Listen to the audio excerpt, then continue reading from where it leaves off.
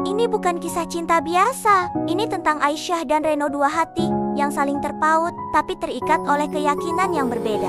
Dia seorang muslimah yang taat, sedang dia seorang Kristen yang setia. Apakah cinta bisa menyatukan mereka? Atau justru harus berakhir dengan luka?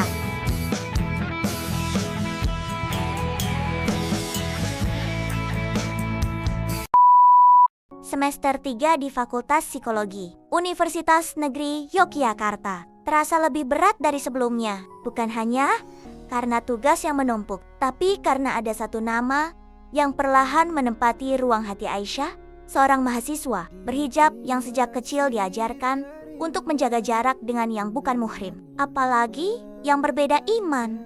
Namanya Reno, anak teknik mesin yang satu kelas dalam mata kuliah lintas jurusan. Berbeda dari temen cowok lain yang suka bercanda kelewat batas. Reno kalem, sopan, dan sering melempar senyum sekilas yang cukup untuk membuat jantung Aisyah kehilangan ritme.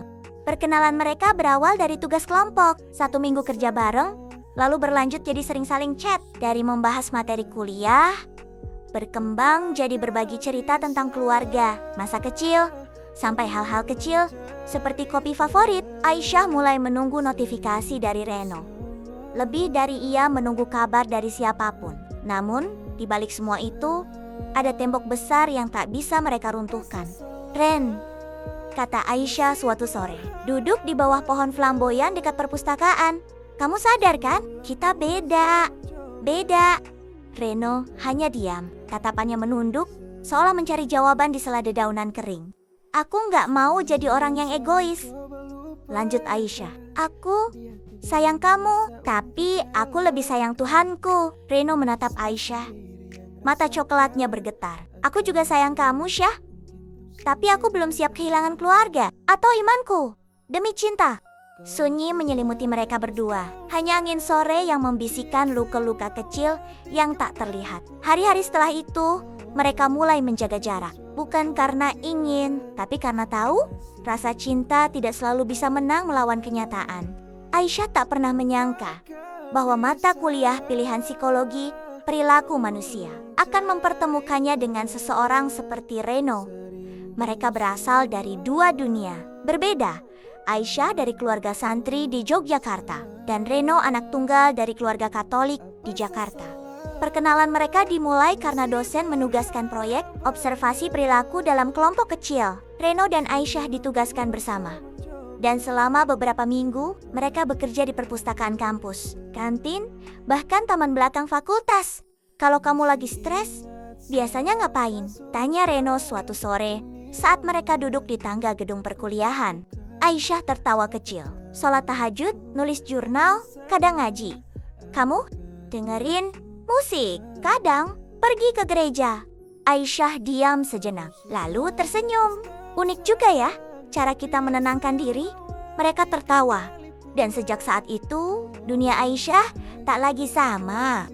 Hari-hari berikutnya, mereka semakin dekat. Reno selalu memperhatikan batasan Aisyah. Ia tak pernah menyentuh tangan, tak pernah memaksa duduk terlalu dekat, dan selalu menghormati setiap keyakinan Aisyah. Justru karena itulah, Aisyah merasa nyaman.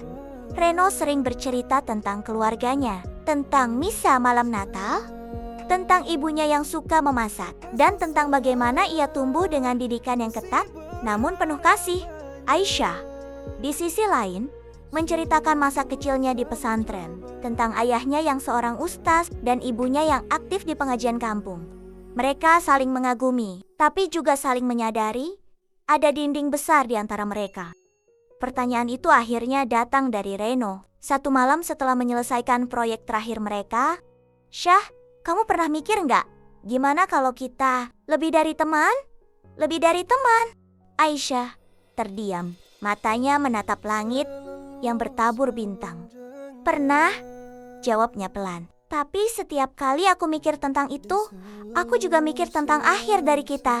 Reno menarik napas panjang. "Kalau kita saling cinta, kenapa harus takut?" Aisyah tersenyum pahit. "Karena cinta gak akan cukup, Ren. Gak cukup buat lawan perbedaan yang paling mendasar, keyakinan." Beberapa bulan kemudian, Reno mencoba berbicara pada ibunya. Aku serius sama cewek, tapi dia muslim.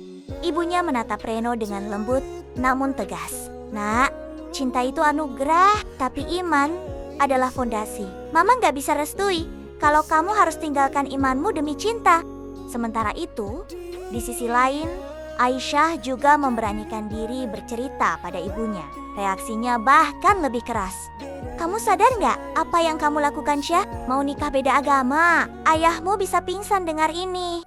Aisyah menangis semalaman.